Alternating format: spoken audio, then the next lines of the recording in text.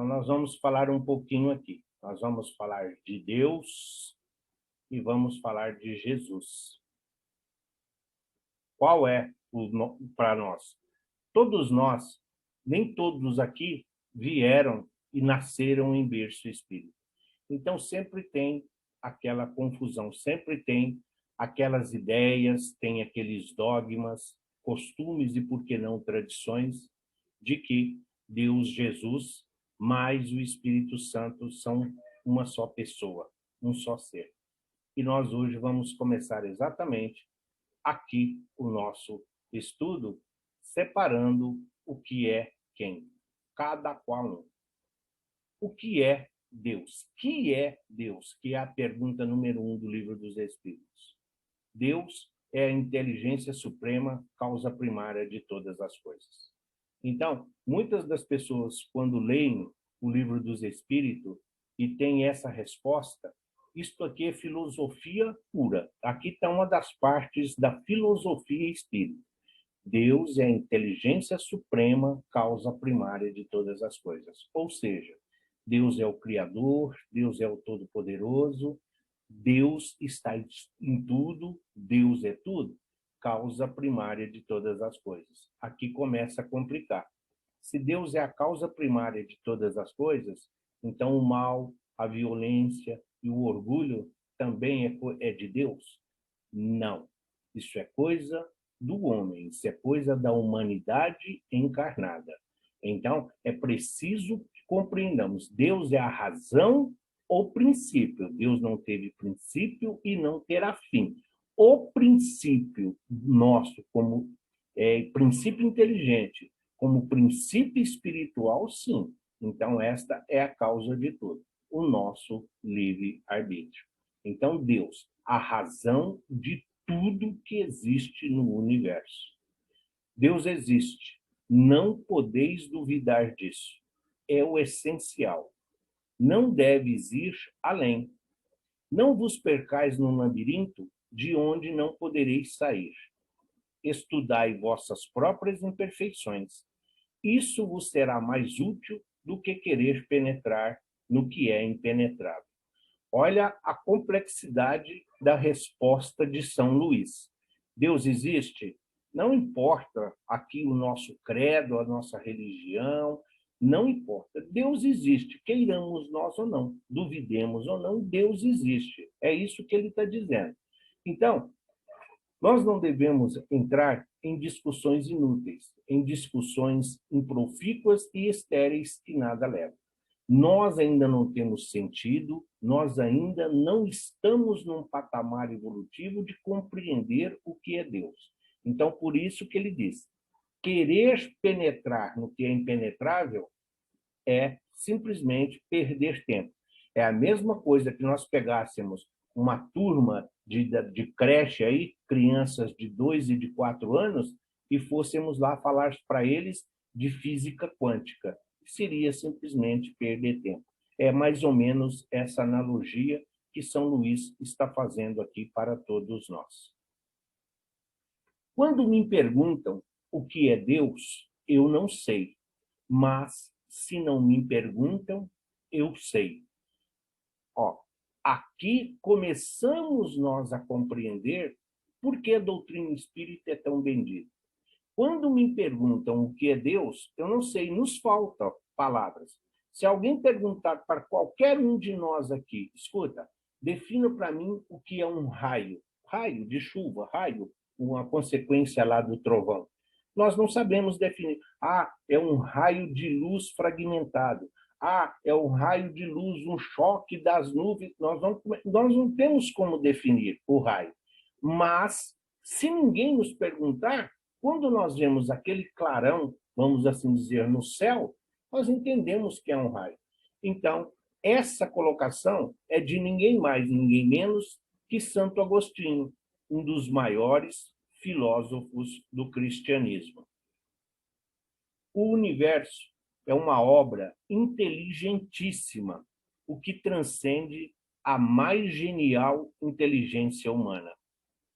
É como todo efeito inteligente tem uma causa inteligente, é forçoso inferir que a do universo é superior a toda inteligência.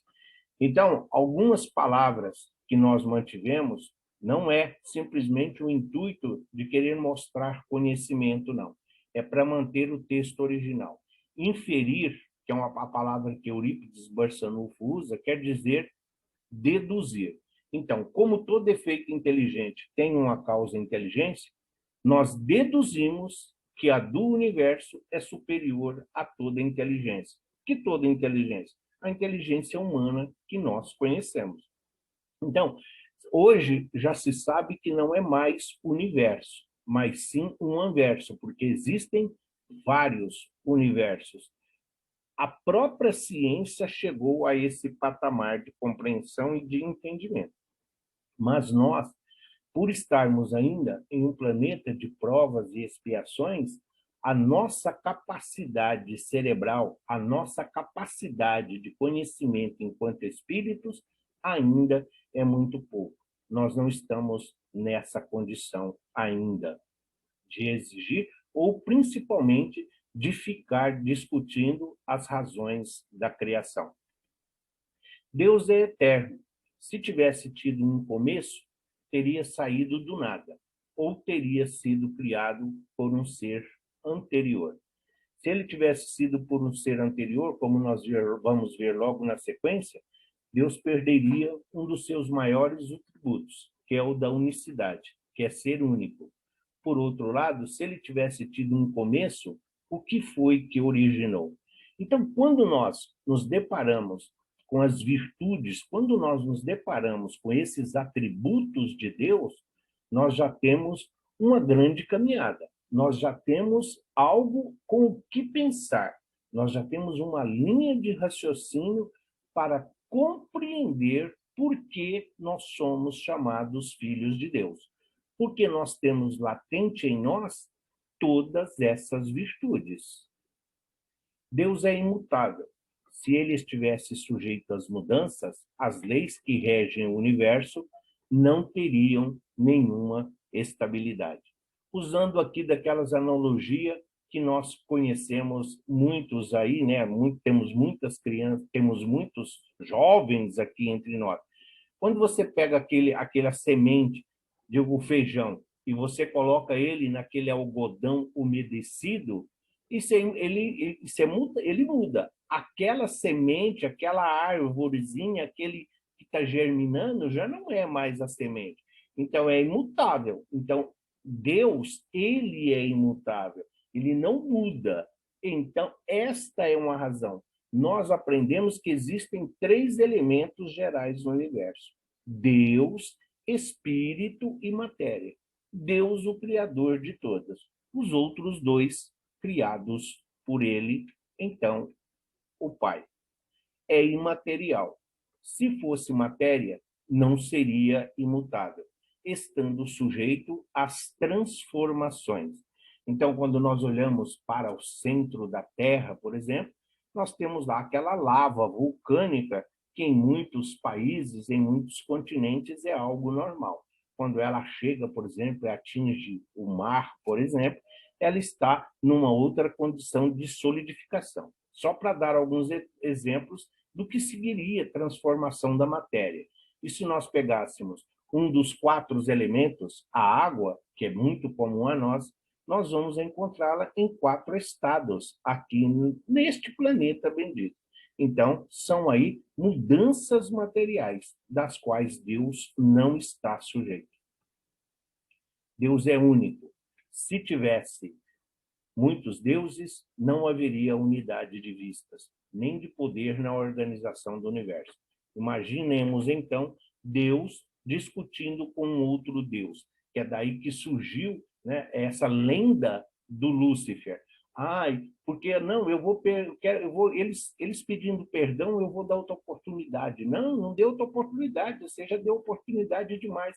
Não, mas eles são bonzinhos, eles vão melhorar. Não, eles não vão melhorar, já são ruins por natureza. Então, essas coisas que podem parecer vulgar, que podem parecer popular, é que servem para esclarecer essas virtudes e esses atributos divinos que nós temos dificuldades de compreender. É só trazer para o popular, é só trazer para o nosso dia a dia. É onipotente. Se não tivesse poder soberano, haveria alguma coisa a mais tão poderosa quanto ele. E não tem. Então, tudo que existe é criado por Deus. E tudo que Deus cria é para todo o sempre. Tudo aquilo que o homem cria tem prazo de validade. Morre, acaba. Deus não. Jesus, como nós vamos ver, é o co-criador em plano maior. Jesus recebe de Deus, então, a ordem, recebe a missão e dá a ela continuidade. Nós, espíritos encarnados e desencarnados, somos co-criadores em plano menor, porque nós estamos, ora aqui, realizando a nossa evolução, e ora no mundo espiritual, procurando os recursos e os mecanismos que nos tornam criaturas melhores. Deus é soberanamente justo e bom. A sabedoria providencial das leis divinas se revela nas menores como nas maiores coisas. Quando Kardec pergunta onde está escrito a lei divina, a resposta do Espírito de Verdade é claríssima, na nossa consciência. Então, mesmo aquela criatura que se arvora, mesmo aquele que se apregoa, eu sou ateu, eu não acredito em nada, tem latente em si essa ideia, que não existe o nada. Então, nos momentos de dificuldade, nos momentos de turbulência, quando o mundo parece lhe afrontar, é nessas horas que nós temos lá aquela pequena lembrança de que existe um ser supremo que é responsável, não só pelas alegrias e pela felicidade, mas das vicissitudes da vida, das quais nós também estamos sujeitos devido à nossa imprudência e à negligência em observar a perfeição e a harmonia do universo. Deus. Aí nós temos um representante de cada uma das denominações religiosas mais comuns que hoje nós estamos habituados. É só uma ilustração, é só uma imagem para vir ilustrar a nossa aula. Deus é o eixo de todas as crenças. É o objetivo de todos os cultos. Qualquer que seja a denominação religiosa, qualquer que seja a crença, o credo, qualquer que se aceita, tem que ter um Deus. Não importa o nome, o modelo que vamos dar a ele, mas é o eixo de todas as crenças, é o Deus. É o objetivo de todos os cultos? Sim, mesmo sendo imponderável, mesmo sendo intocável, mesmo não tendo essa ideia antropomórfica, de aí nós temos essa ideia de que existe um Deus, de que existe um ser supremo. Quando nós olhamos as fases da Lua, como nós olhamos a harmonia que é o próprio planeta em que nós estamos vivendo, as diferenças e as desigualdades que existem, tem que ter leis que regem tudo isso. Tem que existir uma razão. E somente a reencarnação nos permite compreender a grandiosidade e a plenitude da vida. Quando nós somos filhos de Deus, criados à sua imagem e semelhança, nós automaticamente nos lembramos da recomendação do Cristo. Todos vós sois deuses, podereis fazer tudo e mais que eu fiz. É só precisa ler depois da vírgula. Quando estiveres na mesma condição que eu, evolutiva, quando estiverem na esfera crística. Porque tem muitas criaturas, tem muitas pessoas, tem muitos espíritas, assim como tem muitos instrutores espíritas, palestrantes, como tem padres, sacerdotes, que pelo simples fato de professar uma religião, de mostrar um pouco de conhecimento em relação à Bíblia, já se sentem privilegiados. já se sentem, no caso dos espíritas, com um lugar reservado no nosso lar, e das outras religiões, no paraíso que está esperando por todos aqueles que se arvoram os bons. O caráter de todas as religiões é conforme a ideia que elas dão de Deus. Então, aí está. O que difere das religiões? Como eles tratam Deus? Qual é o Deus que eles apresentam? Hoje, Deus é um artigo em promoção, infelizmente. Estão vendendo Deus a preços módicos. Estão vendendo Deus e dando um Jesus de brinde em determinadas situações. Então, nós não podemos banalizar Deus querendo torná-lo tão popular a ponto de descaracterizar os seus atributos e as suas virtudes. Muitas pessoas falam de Deus como se estivesse falando de algum amigo. E em algumas situações as pessoas dizem assim: ah, mas por que isso foi acontecer comigo? Enquanto fulano faz isso e isso, ou seja, ainda conseguimos rebaixar Deus a uma condição inferior à nossa. Então, é preciso estar muito atento ao Deus que as religiões hoje pregam e apresentam. Se somos impotentes para compreender a essência divina, podemos ter uma ideia de Deus através de suas leis e de suas obras, nas quais brilham a sua sabedoria e a sua justiça. Então, nós podemos até não compreender Deus, mas através das suas leis e de como funcionam e que é aplicada a todos, aí nós compreendemos. Não só sabedoria e justiça. As pessoas que fazem o mal, colhem o mal. Ah, isso é a lei de Talião, tá? É a lei de ação e reação, é causa e efeito. As pessoas que fazem o bem, recebem o bem. Ah, mas tem pessoas que fazem o bem que têm uma vida de sofrimento. Tem pessoas que são missionárias, tem pessoas que são aí os chamados messias, tem as pessoas que pedem, imploram uma reencarnação nessas condições para se elevar espiritualmente. Não nos cabe julgar. Por isso Jesus diz, muitas vezes nós olhamos para as criaturas na rua, por exemplo, ou em determinados lugares onde estejamos, nós olhamos para algumas pessoas e falamos: ah, coitado daquele, olha a situação em que ele vive, ah, coitado daquele, olha como ele se encontra, esquecendo-se de que muitas vezes foi ele que assim pediu. Pediu isso como prova, exatamente para evoluir espiritualmente, para crescer, para ascender na escala evolutiva e ter condições de melhor colaborar. Então, quando Jesus disse não julgueis, é porque nós não temos acesso ao prontuário reencarnatório de ninguém. Figuremos Deus sob a forma de um fluido inteligente que enche o universo infinito e penetra todas as partes da criação. Longe de nós materializar a divindade. Destina-se esta comparação a dar uma ideia mais exata das que o apresentam debaixo de uma figura humana. Então, se nós pegarmos hoje a maioria dos adolescentes e crianças e alguns adultos, se nós perguntarmos o que é Deus, ele vai dizer, olha, é um velhinho de barba branca que fica sentado nas nuvens, tocando harpa e olhando para nós. Não, esse é o Deus criado à nossa imagem e semelhança. Esse é o Deus que nós criamos. Esse é o Deus que nós idealizamos. Não, o Deus é a inteligência. Deus é a perfeição absoluta. Deus é a misericórdia.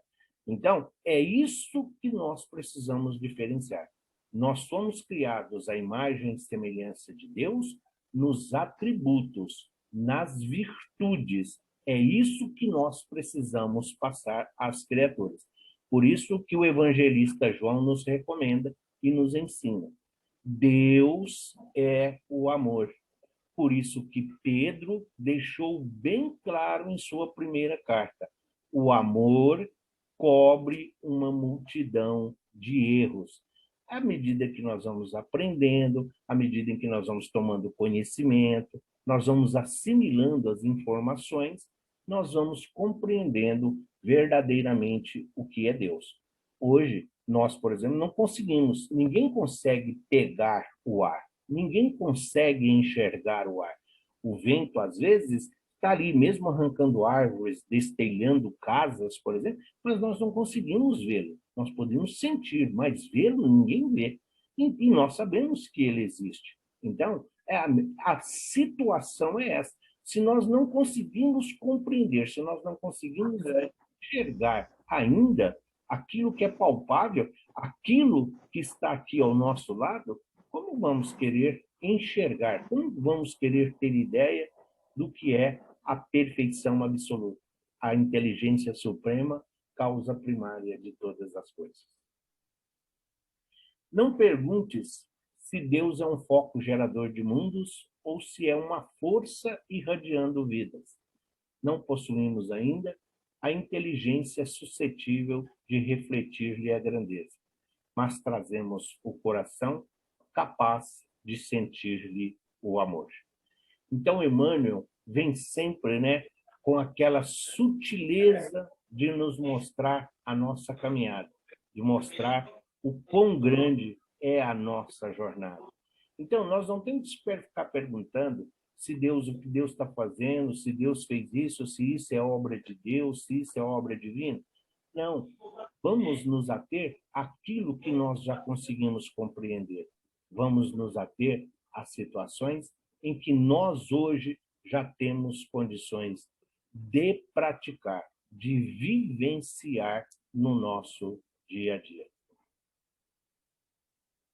Pois bem, lançando um olhar em torno de si sobre as obras da natureza, notando a providência, a sabedoria, a harmonia que presidem a essas obras, reconhece o observador não haver nenhuma que não ultrapasse os limites da mais potentosa inteligência humana.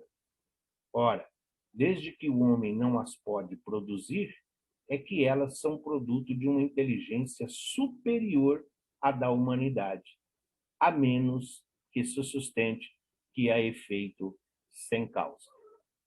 Em relação a essa colocação que está na Gênese, na Revista Espírita de 1860, tem uma colocação a respeito do espírito do espírito Georges, a respeito da vida em Júpiter. Porque nós, muitas vezes, nós somos impressionáveis, nós somos muito sugestíveis, né? Nós nos deixamos muito nos sugestionar por aquilo que está à nossa volta. E o Georges, em se falando de Júpiter, ele diz assim, dos habitantes e de como é a vida de Júpiter. Ele fala assim, que os macacos de Júpiter são mais inteligentes do que o homem mais inteligente da Terra. Isso não é demérito. Ele está falando daquele que é conhecido como o mais avançado dos planetas, que é Júpiter. Se os macacos são mais adiantados do que o homem de gênio, do que o mais inteligente da Terra, e continua sendo um macaco, imagina onde se processa essa transformação de animal para hominal. Então, isso vem mostrar o quão a nossa inteligência ainda é frágil, o quanto a nossa capacidade de raciocinar, de pensar e de agir ainda é primitiva. E nós queremos compreender Deus. Não é só os filmes que dizem isso. Às vezes, no momento de desespero, de dor, de sofrimento, muitos de nós ficam lá. Ah, Deus, se você existe mesmo, vem falar comigo. Ah, Deus, eu quero que você faça justiça. Onde é que está Deus que não vê o que eu estou passando? Mas será que quando nós estávamos realizando aquilo que é hoje o efeito, será que nós falamos, ô Deus, vem aqui para você ver o que eu vou fazer. Deus, vem aqui para você ver do que eu sou capaz. Não, nós nos lembramos de Deus nas consequências. mas na realização, nós gostamos mesmo é de ganhar o mérito daquilo que está sendo concluído. A ideia de Deus é indispensável à nossa vida. Todos nós precisamos ter essa ideia. Não importa a forma, o meio, todos nós temos essa necessidade. É inato em nós. É a centelha divina que nos identifica como filhos de Deus. Essa ideia, mais cedo, mais tarde, inconscientes, conscientes, nós temos essa ideia e precisamos dessa ideia. É o que norteia a nossa existência, é a ideia de que existe um Deus. Sem essa ideia, a humanidade se abate e perece moralmente, sem conseguir se regenerar. O Chico dizia muito isso. Tem muitas criaturas que já não precisam desse norte da religião. São as pessoas que são boas, são as pessoas que já entenderam que fora da caridade não há salvação. São as pessoas que já conseguem compreender que a fé, mesmo do tamanho de um grão de mostarda, que ela move montanhas. Mas a grande maioria de nós ainda precisamos dessa ideia de Deus. Muitas vezes nós fazemos coisas boas pensando em não ser castigado. Nós fazemos o bem muito mais para não ser castigado do que propriamente por ser algo natural. Se as leis, se os homens fizessem as leis, os legisladores, se eles elaborassem as leis que regem a humanidade encarnada, para cada ato bom, para cada ato benévolo, nós ganhássemos uma recompensa, nós não precisaríamos de presídios, de cadeias ou de prisões. As pessoas iam fazer o bem pensando na recompensa, porque nós já notamos hoje, no mundo de provas e expiações, que o medo não impede ninguém de transgredir a lei. A mesma facilidade que nós temos para transgredir as leis da sociedade, porque olha que ela alcança só as pequenas faltas, é a mesma que nós temos para transgredir a lei divina. E Jesus sabe disso. Jesus, quando esteve aqui entre nós, quando, no momento supremo do seu martírio, quando ele diz a Deus, Pai, perdoai-os, eles não sabem o que fazem, ele está dizendo dessa dificuldade que nós temos exatamente de seguir as leis divinas. Para muitas pessoas que conosco convivem, mesmo os familiares, aqueles que detratam a doutrina espírita, dizendo que não é uma religião, dizendo que a doutrina não é algo de Deus, que não está na Bíblia, entre outras heresias, entre outras ofensas, conceitos e preconceitos, nós temos essa ideia aqui que nós trazemos das obras básicas da codificação. Aqui está, o Livro dos Espíritos, que foi lançado em 1857. A doutrina espírita, como falamos semana passada, é religião, ciência e filosofia. A parte religião é o Evangelho do Cristo.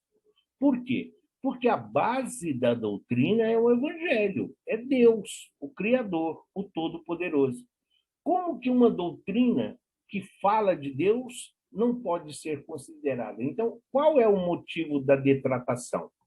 No Livro dos Espíritos, que foi lançado em 1857, existe a palavra Deus, ali está colocada 618 vezes.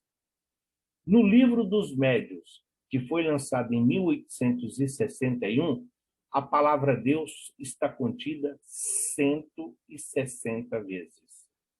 No livro Evangelho segundo o Espiritismo, que trata dos ensinamentos do Mestre, lançado em 1864, a palavra Deus lá está 725 vezes. No livro Céu e Inferno, ou A Justiça Divina, lançado em 65, ela contém 597 vezes a palavra Deus. E, finalmente, na Gênesis, lançada em 1868, que fala que é o objetivo do nosso estudo, nós temos 419 vezes a palavra Deus. Eu repassei e conferi tudo isso hoje de manhã antes de vir para a aula. Então, se alguém quiser verificar, depois é só falar que a gente repassa junto, tá? Mas fiquem tranquilos, eu contei e repassei. Deus é o Criador eterno, cujos desígnios permanecem insondáveis a nós outros. Pelo seu amor desvelado, criam-se todos os seres. Por sua sabedoria, movem-se os mundos no ilimitado. Ele é a alma de tudo, a essência do universo. Mais uma vez, Emmanuel tentando nos mostrar o que é Deus. Emmanuel tentando passar por nós essa ideia de um gerador de mundos, do que significa ser o Criador, do que significa ser o Todo-Poderoso, mas não no sentido de autoridade, mas sim no sentido de inteligência, de conhecimento.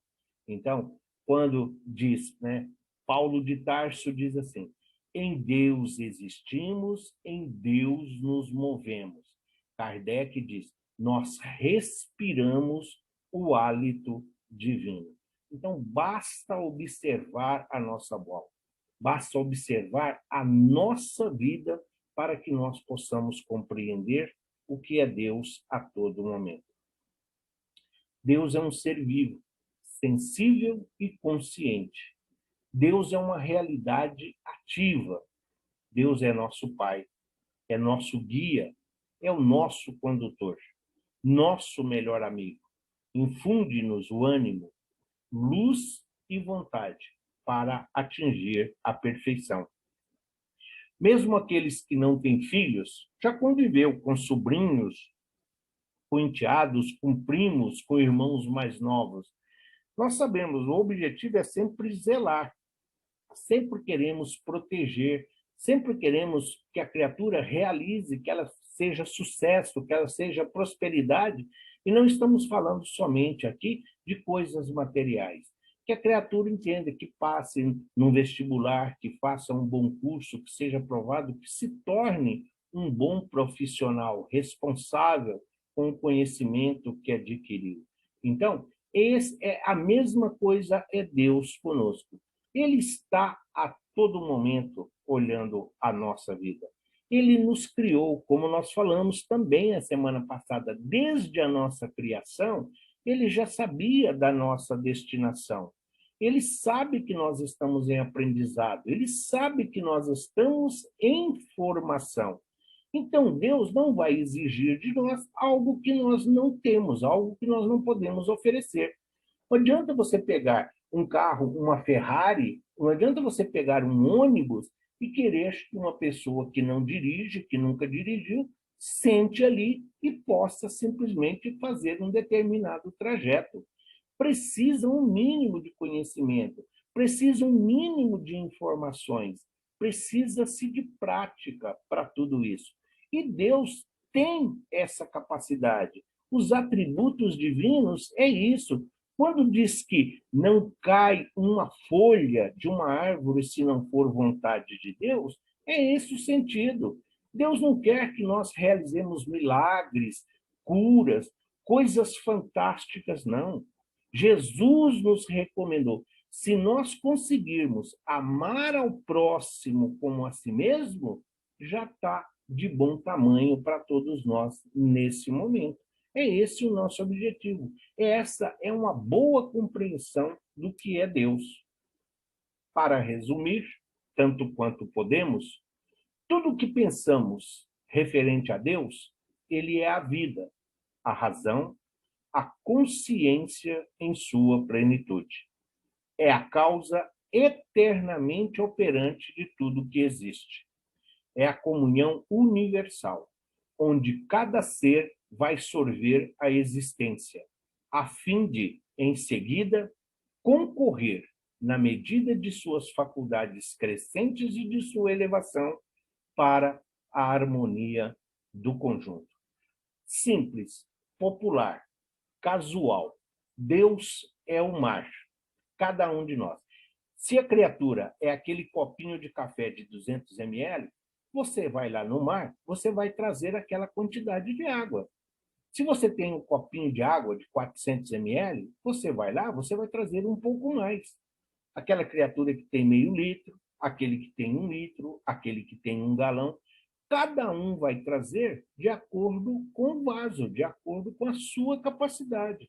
Significa que o copinho de café é insignificante perante o litro? Não, é a necessidade de cada um. A mesma coisa somos nós, é isso que ele está dizendo. É essa comunhão universal. A diferença está é que nós estamos com um copinho de 200 ml e estamos querendo lá e trazer o conteúdo de 1 galão de 5 litros. Não tem como. Isso é impossível. Isso é uma questão de lógica, isso é uma questão de razão. Nós precisamos ser racional. Criar uma falsa expectativa sobre algo que nós não conhecemos, sobre algo que nós não dominamos, e depois nós vamos culpar Deus, o Criador, a perfeição absoluta, pode até parecer, né, como a Igreja Romana tão bem define, uma heresia. Não, a ignorância é uma doença, mas não no sentido de ignorância, nós não estamos falando no sentido pejorativo, de palavrão.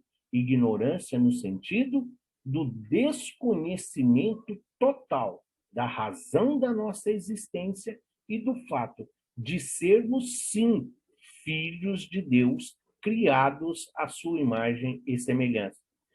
As criaturas podem até não gostar do seu pai, da sua mãe, achar que é autoritário, mandão, que é isso, exigente, sovina, isso ou aquilo.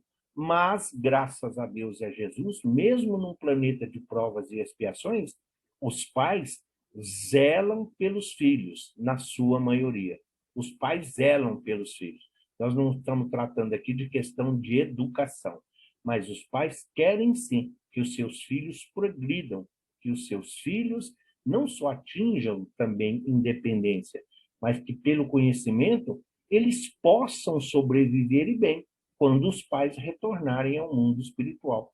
Então é esse o objetivo. A cada reencarnação, a cada vinda nossa aqui neste planeta e nos vários outros em que nós vamos reencarnar, nós vamos em cada um deles passando por esse buril. Nós vamos nos tornando esse diamante, né, que está sendo lapidado.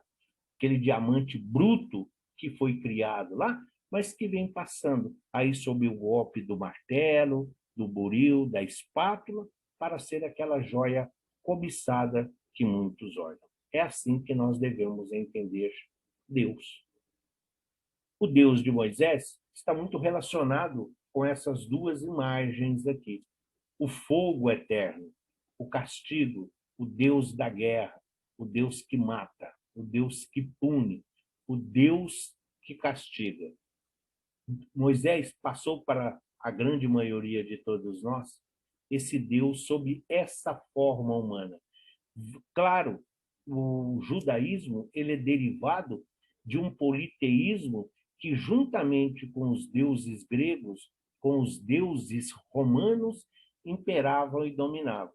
Precisava de um Deus palpável, o Deus Júpiter. Ah, mas temos Netuno, o Deus do mar. Ah, mas temos Odin. Sim, todas as formas eram necessárias e cabíveis à sua época. Então, esse Deus com essa forma humana, da mesma forma que o Satanás, que o diabo, ou outros nomes que dê, também tem uma forma humana. Acrescentar aí alguns chifres, um tridente, assim como acrescentaram asas aos anjos. Mas tudo isso é uma forma de explicar, é uma forma de interpretar para quem está longe, para quem está ausente, o significado. Os anjos se locomoviam rapidamente, tá? Mas íamos explicar lá na época de Moisés, por exemplo, o anjo do Senhor, Gabriel, o anjo que foi lá guiar Jesus, Maria, até Belém. Andando para lá, movimenta-se rapidamente. que movimenta muito rápido? Então, o espírito se movimentando lá causava-se a impressão nos médiuns daquela época de que tinham asas. Mas hoje nós sabemos que o espírito pode se mover numa velocidade inconcebível, imensurável para todos nós. Hoje, nós não podemos mais aceitar esses dogmas. Nós, espíritas, temos responsabilidade pelo planeta em que nós nos encontramos. Então, esse Deus sob forma humana que Moisés criou era aplicado àquela época, mas não hoje. É um Deus terrível? Sim, castigava, punia, era um Deus cruel que cobrava a maioria das criaturas, sempre ali, em todas as situações. Então, esse Deus implacável, esse Deus terrível, esse Deus que causava um terror. Algumas criaturas falam assim, em relação a filhos atuais. Dizem assim, os filhos de hoje são muito diferentes. Na minha época, a gente obedecia os pais. Muitos não obedeciam, não. Muitos tinham medo. Muitos tinham medo do castigo. Muitos tinham medo da punição. Então, era a mesma coisa que se aplicava ao Deus de Moisés. Ele criou um Deus que era para ser temido e não amado. Um Deus que não podia ter sentimento, senão não era respeitado pelaquela turba selvagem. Então, quando ele dizia, Deus mata, Deus castiga, Deus pune, Deus está vendo tudo que você está falando, era uma forma de direcionar esse povo para que eles pudessem se tornar criaturas melhores, pelo menos compreendendo a necessidade do próximo, tendo ideia do que é essa lei de ação e reação. À época de Moisés, a lei de Talião. Por que fala sempre na lei de Talião? A lei de Talião, que é a anterior a Moisés, dava o direito à criatura de punir naquilo que ele cometia. É a mesma, só que não era esse o sentido. A criatura foi lá e roubou o cavalo, por exemplo, eles iam lá e decepavam a mão da criatura. E ainda isso é aplicável até hoje em alguns países. Não é esse o sentido da lei de Talião. Quando ele diz olho por olho, dente por dente, ele já está falando de um futuro. Ele está dizendo, olha, se hoje você prejudicou os olhos de alguém, causando a ele a cegueira, numa outra vida, numa próxima reencarnação, você vai ter que reparar. Então, se você causou a cegueira, você vai passar pelo mesmo processo para você compreender e quitar o seu débito. Só que eles transmitiram isso para o material. Como a criatura poderia aprender dessa forma?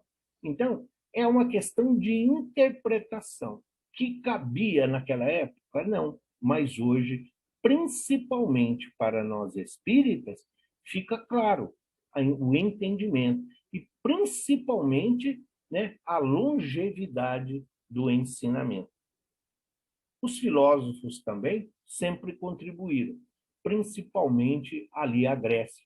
Nós não vamos entrar aqui no mérito, mas quem tiver um tempinho aí ainda na quarta-feira de cinzas, no final de semana, deem uma olhada na introdução do Evangelho segundo o Espiritismo, vê lá da doutrina de Sócrates e Platão, para compreender como não só Deus está sempre ao nosso lado, como Jesus não descuida de nós um minuto sequer. Sempre tem os seus enviados para nos esclarecer e para nos ajudar.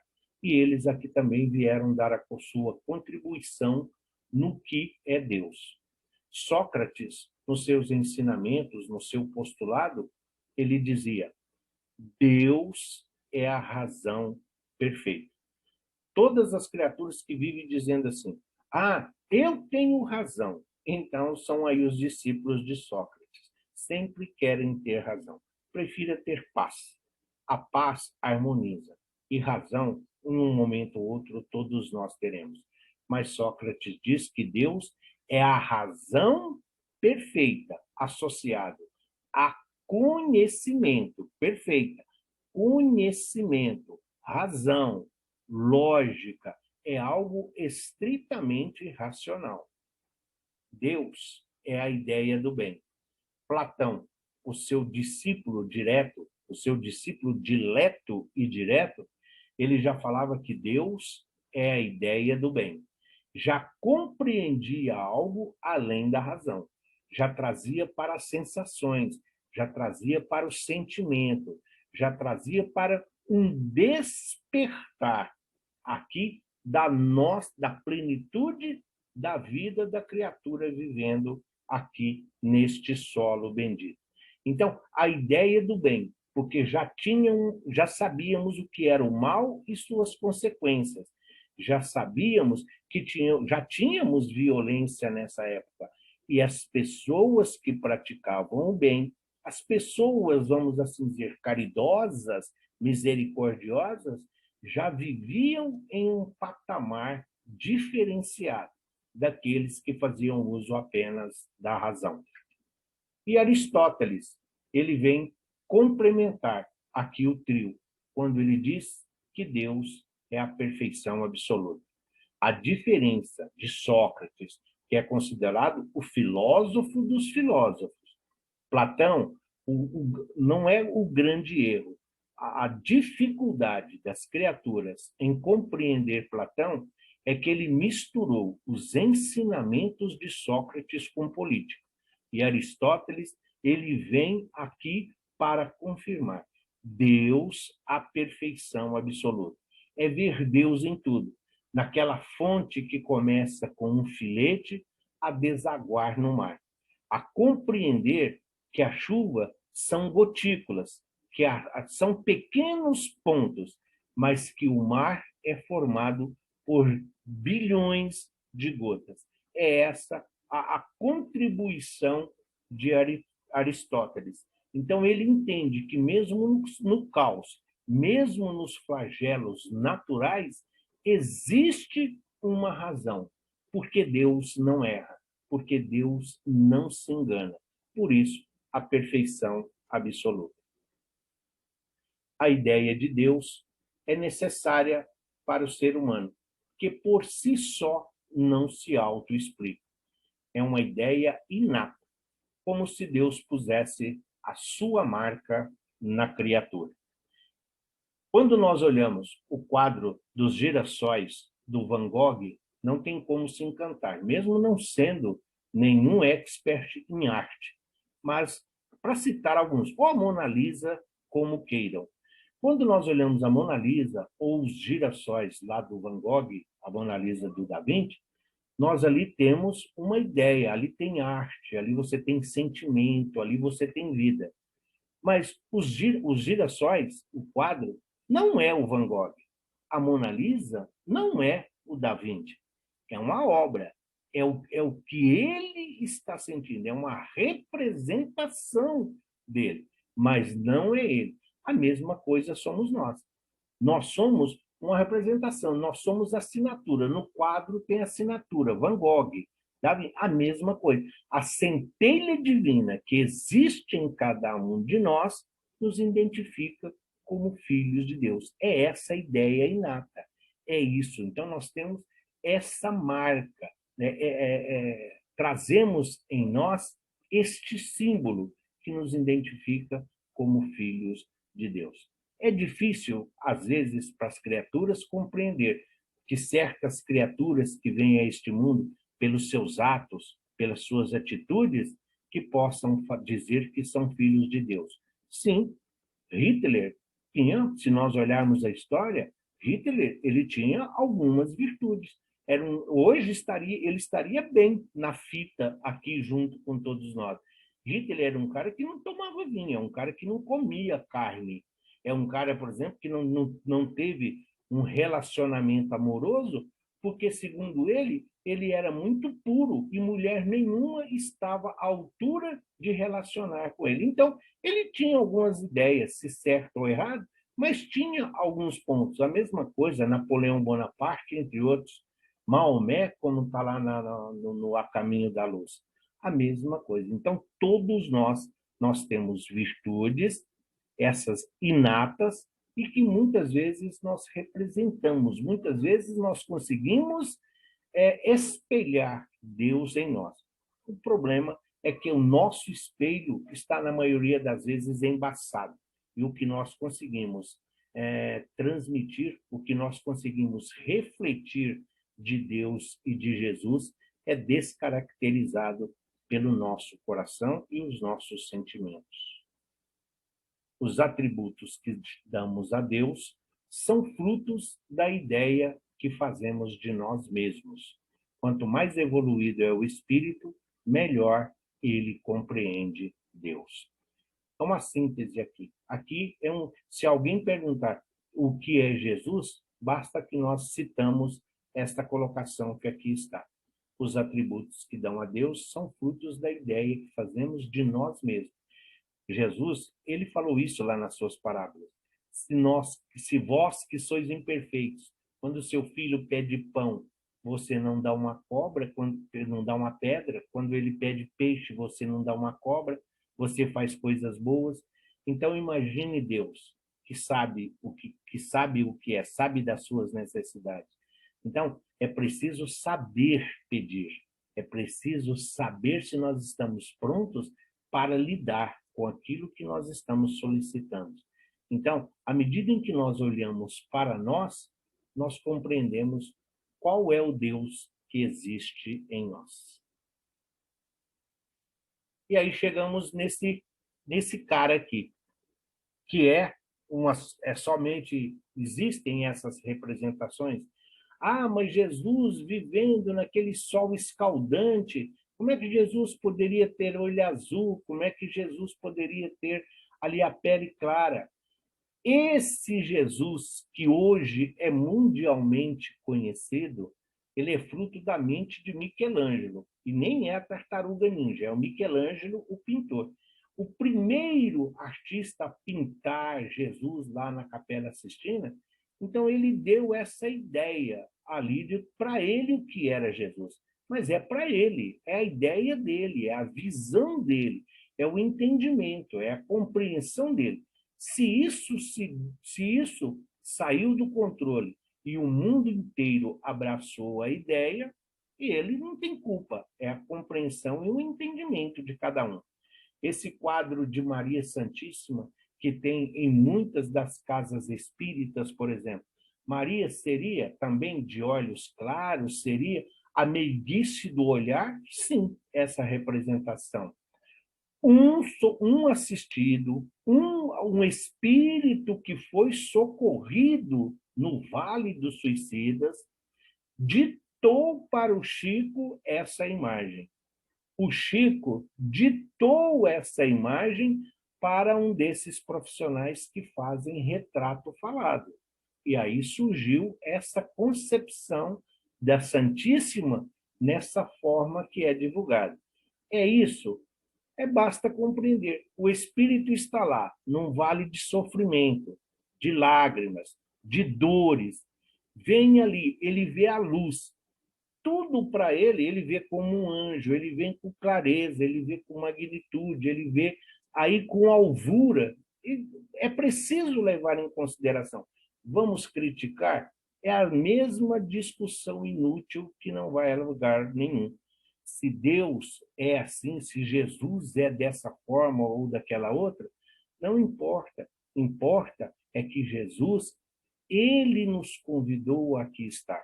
Se nós estamos aqui, é porque Jesus, o co-criador deste planeta, disse: olha, eu estou aqui, vocês serão as ovelhas e eu serei o pastor. Eu vou proteger, eu vou guiar vocês para pastagens seguras, para a fonte de água viva. Vou zelar pelo sono de cada um de vós. E vocês vão contribuir com aquilo que pode para que o planeta possa evoluir e se melhorar, tornando-se em melhores condições para todos. Esse é Jesus, é esse o sentido que a gente tem que compreender. Ele diz: eu sou o caminho, eu sou a verdade e eu sou a vida. Basta que nós compreendamos o significado de cada uma dessas pequenas palavras. Ele estava no mundo, e tudo que se fez foi por meio dele, e o mundo não o reconheceu. Quando esses espíritos puros se reúnem, quando Jesus, aqui o planeta Terra, já está em condições, depois de passar por todo o processo de transformação, então o livro Evolução em Dois Mundos, ele conta em detalhes as experiências que aqui eram realizadas. As experiências eram realizadas aqui e depois levadas ao mundo espiritual. Serviu aqui, serviu lá, deu certo aqui, causa e efeito. Deu certo lá, também. Então, isso está aprovado. A mesma forma, os animais, os primeiros animais, eram aqueles animais horrendos, gigantescos, que pareciam até belos perante os dinossauros, que são os mais conhecidos. Mas hoje, poucas pessoas conseguem observar a leveza e principalmente a capacidade de uma formiga. Mas os animais horrendos deixaram de existir? Claro que não. Nas profundezas dos oceanos, nas profundezas do mares, nasquelas regiões abissais, existem criaturas que não têm nem como definir. Então, tudo que foi feito aqui foi por meio dele. Mas o mundo não o reconheceu, porque nós, muito materializados ainda, não tínhamos a capacidade de compreender que Jesus era a manifestação divina do amor vivendo como um ser humano aqui entre nós. Todas as coisas foram feitas por ele e sem ele nada do que foi feito se fez. Nele estava a vida, e a vida era a luz dos homens. E a luz resplandece nas trevas, e as trevas não o compreenderam. O próprio Emmanuel, no A Caminho da Luz, ele vai dizer que da vinda do Cristo, a psicosfera do nosso planeta mudou de tal forma com a presença do Cristo aqui entre nós. Ele dizia assim, que, por exemplo, um pé de figo daquela época, se davam 5 quilos, passou a dar 20, 25. As cabras, que davam 5, 10 litros de leite, passaram a dar 20, 25 litros de leite cada um. Isso só em termos materiais.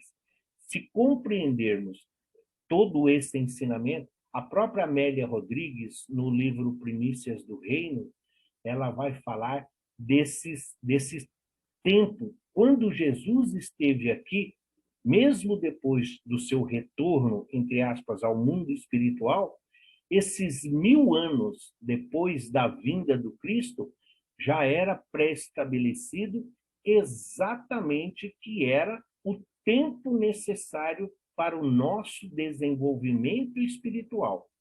Jesus vem trazer, como nós vamos ver, o código da fraternidade, mas agora, saindo do mundo primitivo, nós estávamos aqui com aquele que é a fonte da vida, a razão da nossa existência. Eu sou o caminho. Se todos nós trilharmos o caminho que é Jesus, o que é o caminho? São as nossas experiências, são as nossas vivências, são as nossas reencarnações. Eu sou a verdade.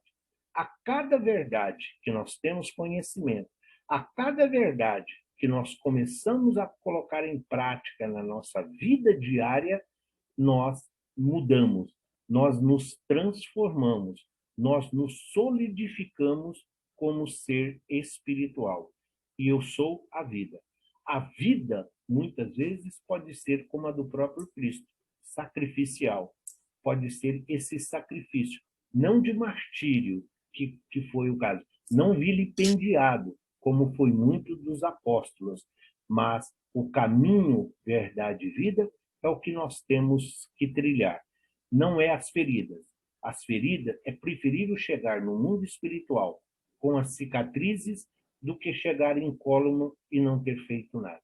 Ninguém deve enterrar o seu talento. Todos nós estamos aqui para trabalhar e servir. E as trevas também já aqui se encontravam. Pilatos é o representante maior, é o representante maior do egoísmo, é Pilatos. Ah, mas quem condenou Jesus? Foi Pilatos ou foi o Sinédrio? O que isso importa? Qual a razão dessa discussão? Nós nos atemos às personagens, nós nos atemos às pessoas, esquecendo aqui o ensinamento, a essência do evangelho. Mesmo não tendo culpa, Pilatos lava as mãos.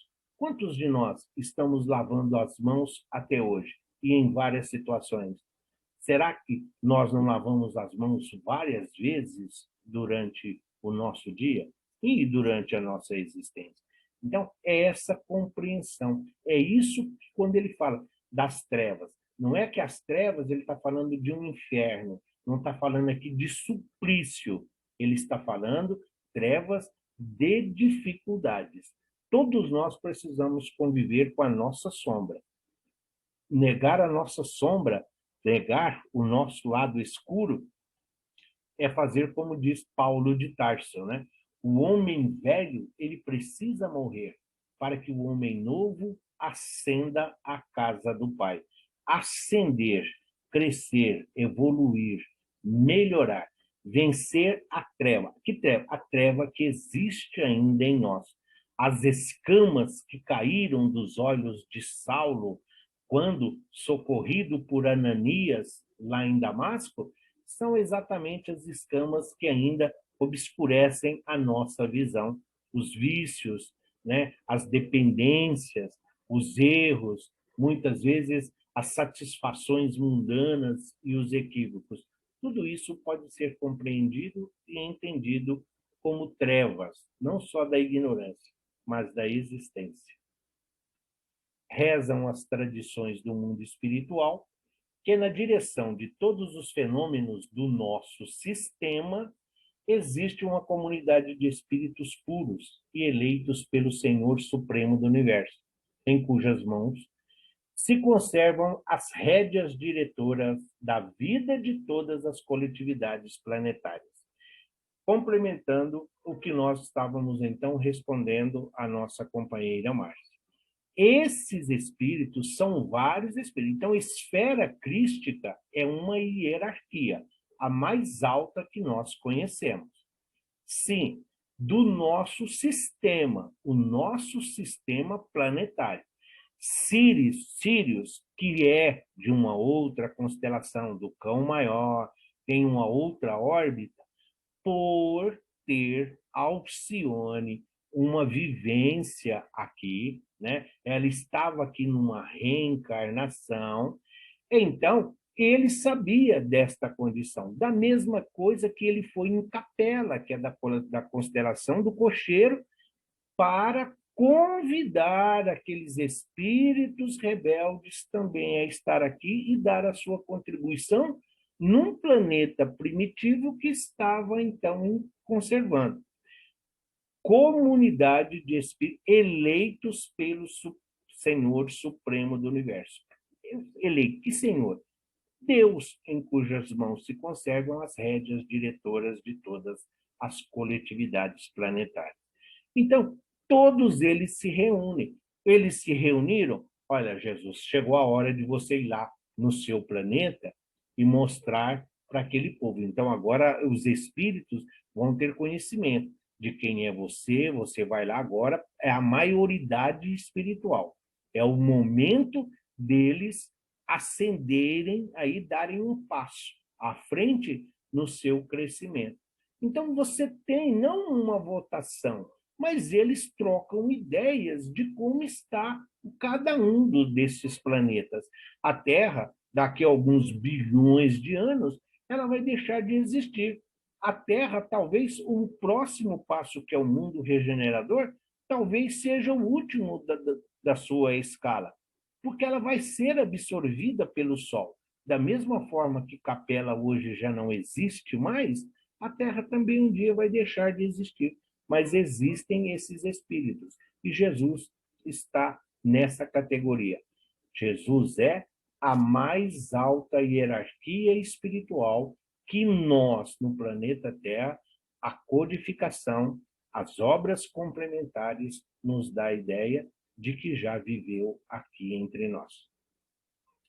Essa comunidade de seres angélicos e perfeitos, da qual Jesus é um dos membros divinos, ao que nos foi dado saber, apenas já se reuniu nas proximidades da Terra para a solução de problemas decisivos na organização e da direção do nosso planeta, por 2 vezes no curso dos milênios conhecidos. Quais as 2 vezes que houve essa reunião desses espíritos? A primeira, quando Jesus recebe de Deus essa nebulosa incandescente, essa bola que se desprendeu do Sol. Então, Jesus recebe das mãos de Deus esta nebulosa. Então, aqui ele vai construir, aqui ele vai idealizar o seu mundo. Então, aí foi essa primeira reunião.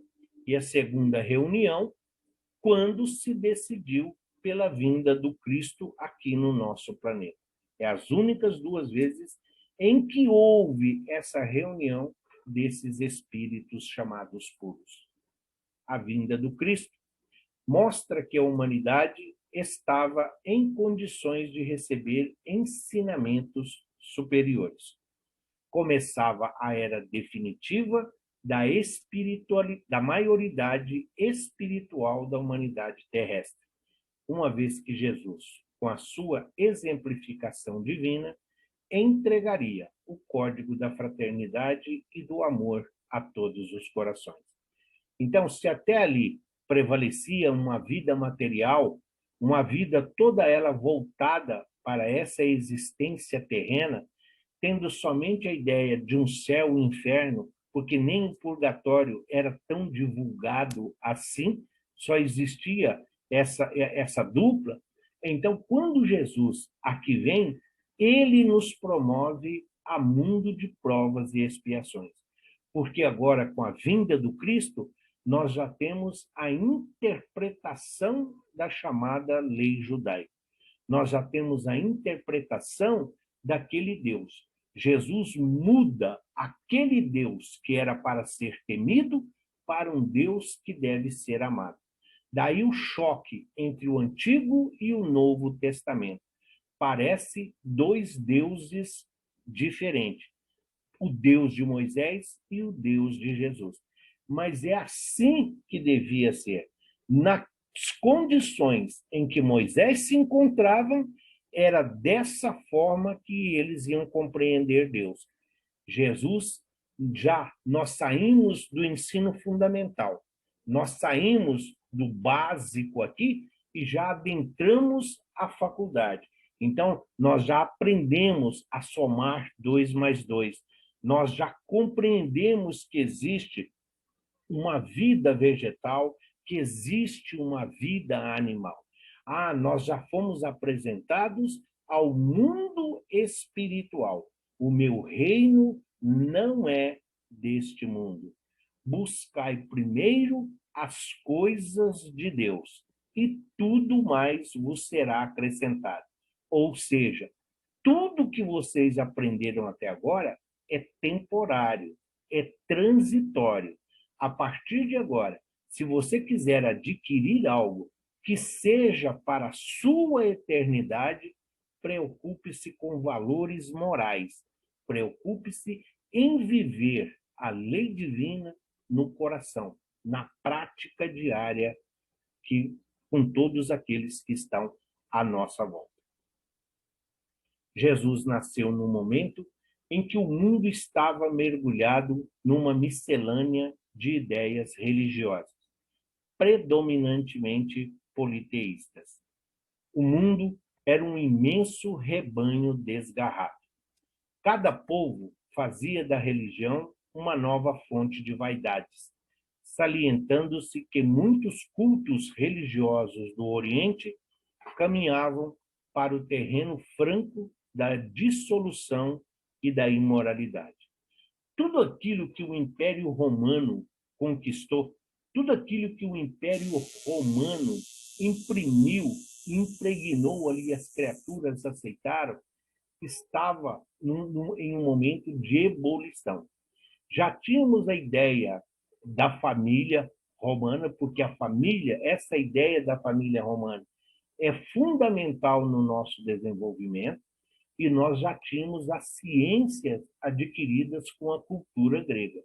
Então, esse era o momento de Jesus já poder falar, porque as criaturas já compreendiam. A raiz tem a sua importância, a raiz tem a sua propriedade curativa, sim, mas e o preventivo? Como prevenir a doença? Então, isso é conhecimento, isso é informação.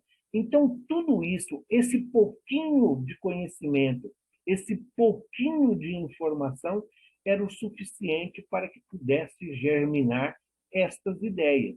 E é nesse momento que começam, então, a reencarnar no planeta bendito aqueles que vão dar continuidade aos ensinamentos de Jesus, iniciados, sim, pelos apóstolos, a quem ele tão bem os preparou.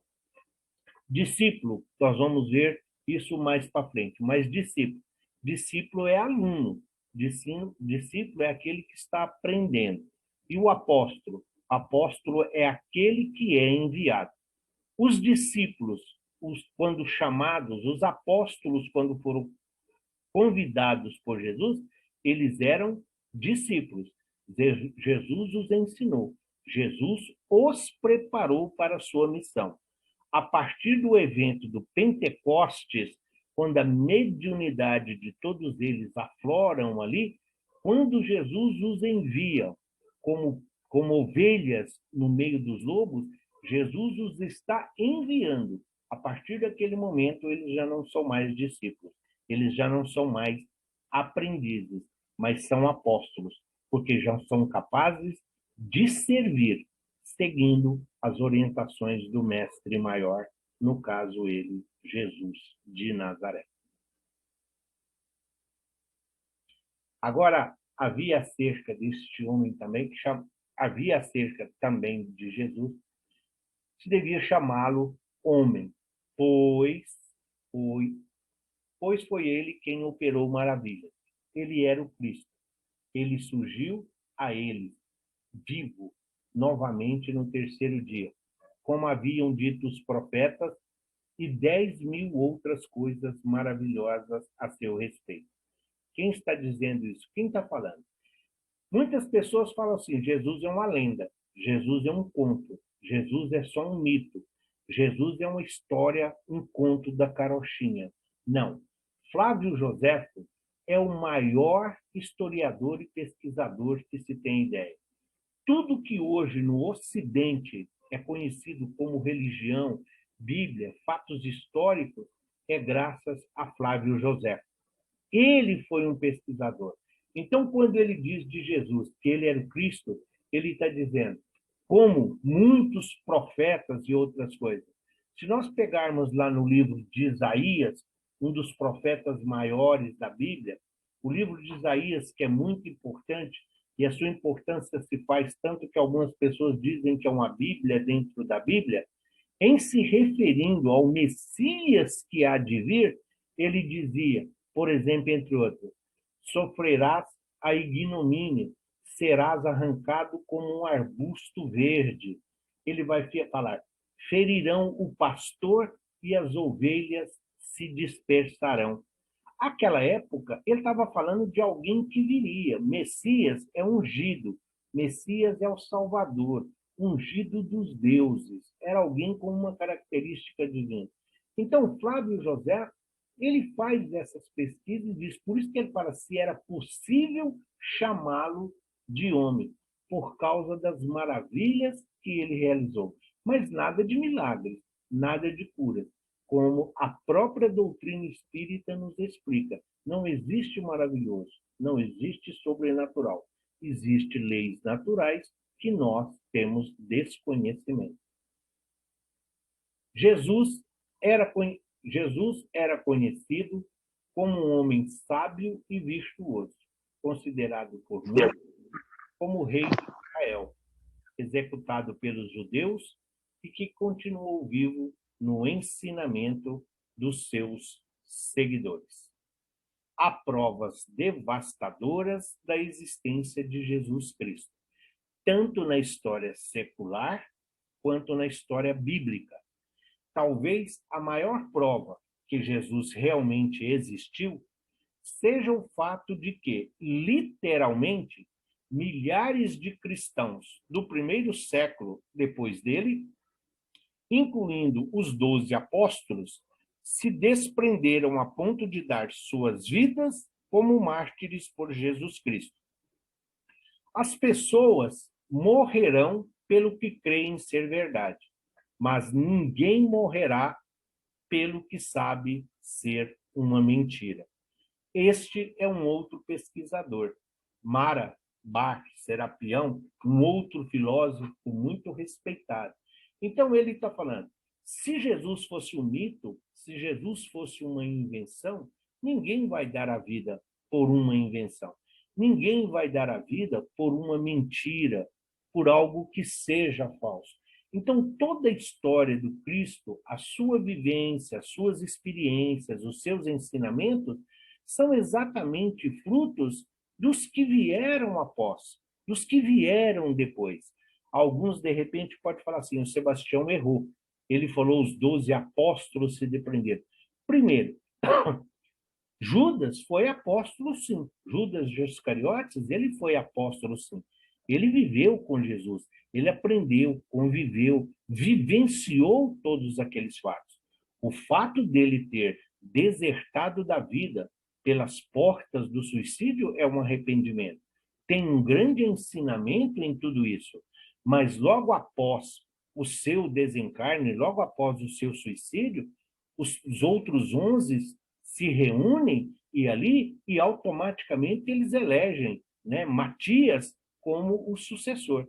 Então, continua sendo, porque era o representante de cada um das 12 tribos de Israel, que nós vamos ver no decorrer também do nosso curso, para completar. E todos eles foram vilipendiados, todos eles foram martirizados, exceção a João. Esse morreu de morte natural na ilha de Patmos, isolado. Por quê? Porque ele era o responsável por cuidar de Maria, a mãe de Jesus. Por isso, na cruz, lá no Calvário, Jesus diz, filho, eis aí a tua mãe. Mãe, mulher, eis aí o teu filho. Jesus já tinha desejado, ele era o mais novo na época, sim, mas Jesus, Espírito Jesus, o nosso governador planetário, esse ser evoluído, Jesus já sabia da destinação de cada um deles. Ele não precisava ficar dizendo, mas sabendo que João iria desencarnar de morte natural, ele era o único que tinha condições de zelar daquela que lhe ofereceu a oportunidade de um corpo físico, ainda que diferente do nosso aqui. Jesus era um homem paciente. Várias vezes, amavelmente, desenhou um quadro para seus seguidores. Eu sou o caminho e a verdade e a vida. Ninguém vem ao Pai se não for por mim. Se nós não seguirmos os ensinamentos de Jesus, se nós não praticarmos a caridade, se nós não exercitarmos a nossa fé, se nós não perdoarmos aos nossos irmãos como nós queremos que Deus nos perdoe, nós não vamos ao Pai. Para ir ao Pai, é preciso estar de mãos limpas e de coração puro, assim como o Cristo. Ele é a verdade. Existem tantas pseudos-verdades que parecemos desesperados para segui-las. Afinal, elas são tão atraentes, mas ele diz a nós para resistirmos a todas as tentações temporárias e confiar apenas na verdade do Cristo Jesus, pois ele é definitivamente a vida. Nós temos somente uma escolha. Ou nós escolhemos o mundo, ou nós escolhemos a matéria, ou nós escolhemos o Cristo, a vida eterna. Tem uma pequena frase que reflete, é para que todos nós pensamos. Jesus não venceu no mundo. Jesus venceu o mundo.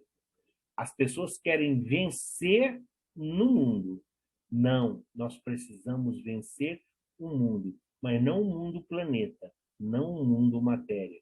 As tentações, os vícios, as fraquezas, os nossos equívocos e os nossos enganos. Em relação a Deus, em relação à vida espiritual, em relação à moral, a amor e dignidade, só existe uma coisa: ou nós ficamos com aquilo que é transitório, ou nós ficamos com aquilo que é para todo sempre. Você pode escolher viver regaladamente aqui na Terra. Tal escolha é cheia de ganância, egoísmo, sedução, prazer e fontes aparentemente inesgotáveis de satisfação.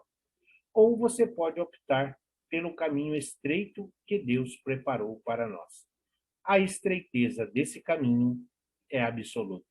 Como dissemos, o caminho é estreito, o caminho é único, só dá para andar um de cada vez, mas seguido sempre em frente. Não dá salto, é uma evolução contínua e constante. Eu sou o caminho, a verdade e a vida. Jesus, ao declarar-se caminho, a verdade e a vida, a verdadeira satisfação, a realização e a felicidade do homem estão somente nele. O espiritual é colocado acima do material, o invisível sobre o visível. A fé em Jesus nos traz vida e vida eterna. Por isso, quem crê no Filho tem a vida eterna. Jesus não morreu na cruz para nos salvar. Jesus não morreu na cruz para... Não. Jesus, ele desencarna na cruz para mostrar que existe uma vida depois da vida. Como o próprio Flávio Joséfo disse. Ele mostrou os 3 dias. Sim, a ressurreição. Não, o nome não importa. Se a igreja romana quer acreditar que seja a ressurreição, Jesus está dizendo: existe um corpo espiritual, existe um corpo fluídico, existe um corpo que sobrevive à morte da carne, à morte da matéria. É este o templo que foi destruído, é este o templo que foi derrubado e que ele reconstruiu em 3 dias.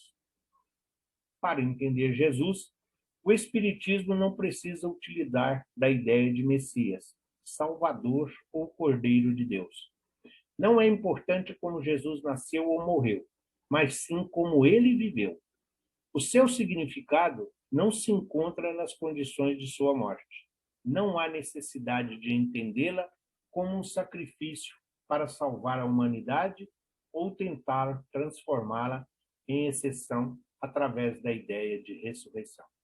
O Espiritismo mostra que Deus nos criou todos à sua imagem e semelhança. Que para nós, morrer, como diz Kardec, morrer, nascer, crescer, aprender e renascer quantas vezes se fizer necessário, é isso que importa para todos nós. Quem matou, quem condenou, quem sacrificou, isso não nos leva a lugar nenhum. O que fica é a essência. Por isso que não tem nenhum corpo de Jesus para transformar em um lugar de peregrinação. A essência do Evangelho, ela é toda ela espiritual. Ela está em nós, para que nós possamos levá-la onde e com quem estivermos. Apesar da sua importância, Jesus não se confunde com Deus. Jesus não é a encarnação de Deus. Era filho de Deus, como todos nós o somos. Deixar de confundir Jesus com Deus permite reconhecer o valor desse espírito que alcançou, pelo exercício do seu conhecimento, a compreensão do amor como lei fundamental do universo, a que nenhum homem até hoje havia alcançado. Quando nós olhamos o Cristo, mesmo aquele Cristo do Mel Gibson, quando nós olhamos o Cristo sendo ali, ele sendo pregado com aqueles cravos, com aqueles pregos gigantescos, chicoteado, açoitado ali daquela forma, quando nós olhamos todo aquele sofrimento e olhamos para o Cristo como um Deus, todos nós falamos, mas ele era Deus, ele não sentiu dor. Ele era Deus, ele sublimou essa dor. Sim, é até compreensível para quem não tem a ideia de que todos nós somos espíritos. Mas quando nós olhamos para Jesus como homem, como um ser de carne, como um ser material, sofrendo tudo aquilo ali, nenhum de nós teríamos condições de sofrer 1% do martírio que ele sofreu. Mas, como ele estava ligado ao corpo somente pelos laços estritamente necessários, e assim era preciso, ele conseguiu nos passar. Por maior que seja a dor, por maior que seja a humilhação, tudo tem um propósito divino na nossa existência.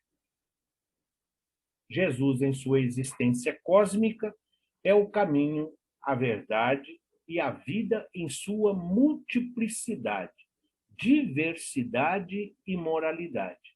Seus ensinamentos, seu comportamento e os exemplos de outras pessoas que se identificaram com sua proposta foram desenhando, construindo um código, um padrão de referência fundamentado na unidade da humanidade e na igualdade entre os seres.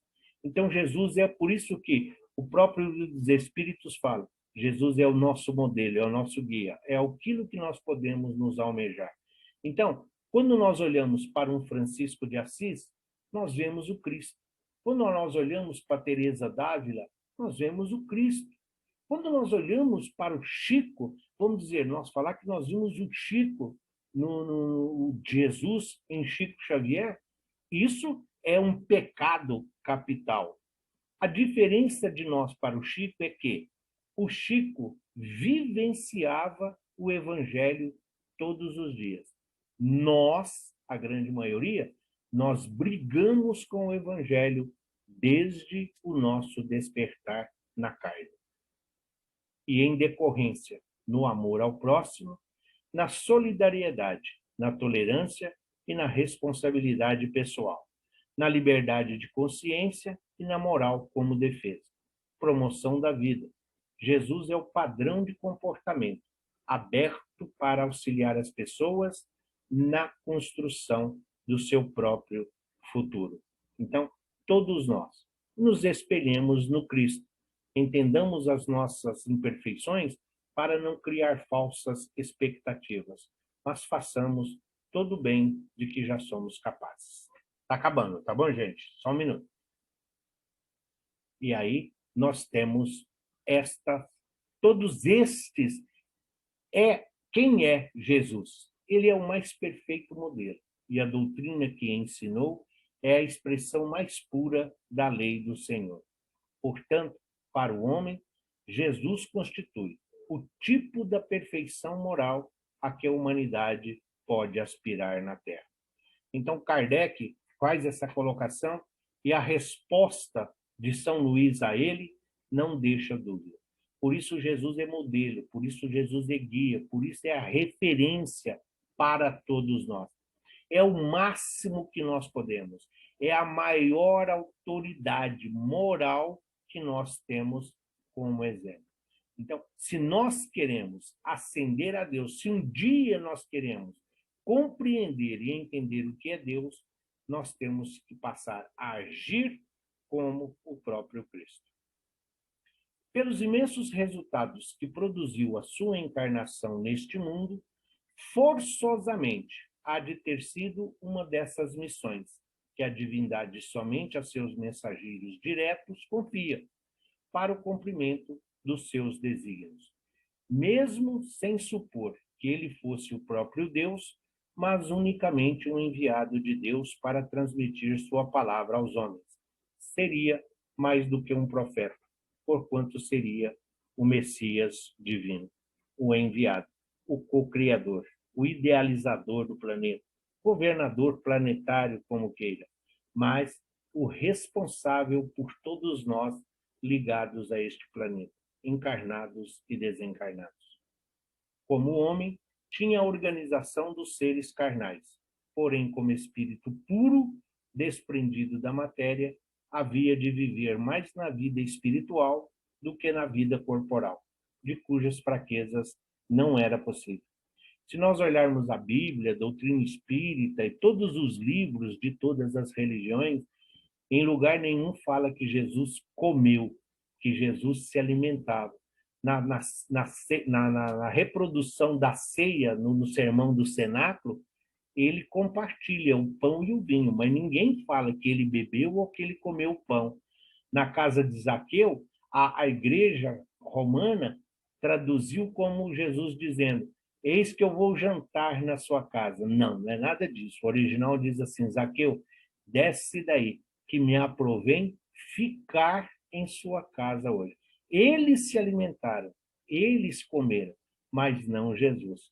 Amélia Rodrigues, também no livro Primícias do Reino, falando de quando Jesus retira Lázaro do sepulcro, Marta e Maria estão preocupadas como eles vão dormir, os apóstolos e Jesus, e o que vão comer. Os apóstolos e os convivas, todos eles se alimentam, mas em momento algum tem a citação de que Jesus assim o fez, porque ele estava mais na vida espiritual do que na vida corporal. Aí, para nós encerrarmos, a pergunta que nós devemos sempre nos fazer e nos ater: a importância de se compreender o valor das palavras. Quem é Jesus?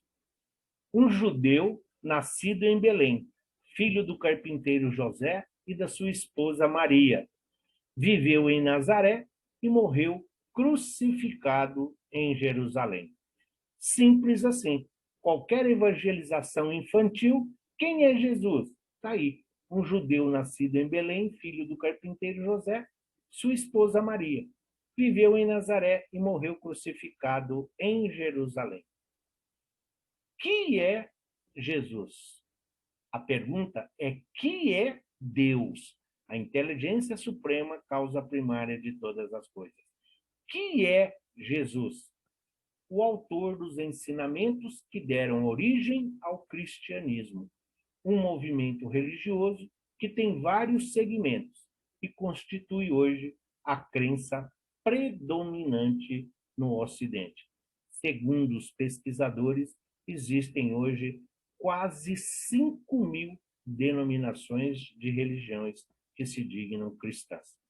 Que é Jesus? Aí está, o autor dos ensinamentos, esse código divino que ele nos deixou para que nós pudéssemos, mesmo que como filhos pródigos, retornar sobre os nossos próprios passos, encontrando a casa paterna.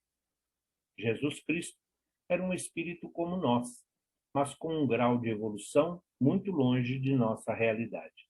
Jesus não era dotado de algo sobrenatural, mas na realidade ele tinha capacidade, recursos, inteligência, habilidades, evolução moral e intelectual, desenvolvida há milênios atrás. Assim é esse Jesus. Assim é a nossa referência. É esse o nosso modelo. Todos nós estamos aqui para evoluir, para crescer, para aprender, para servir, para amar, tendo em Jesus o nosso objetivo final. E aí está o Mestre querido, a razão da nossa existência, olhando, velando por cada um de nós. Uma representação simbólica do que é Deus, o nosso Pai, simplesmente para separá-lo. Jesus, nós temos uma imagem, nós temos uma referência corporal. Deus, a sua manifestação naquilo que comumente nós chamamos de natureza, os elementos. Nós vemos Deus no vento, na chuva, no sol, na lua, em todas as circunstâncias. E a representação maior dentro de um materialismo que nós vivemos, o amor. Onde está o teu tesouro, aí está teu coração. Coração, fonte de vida, o órgão máximo, aquele que é a representação para todos nós. Então, que o nosso coração pulse por Jesus e por Deus, para que sejamos dignos e merecedores de assim sermos chamados.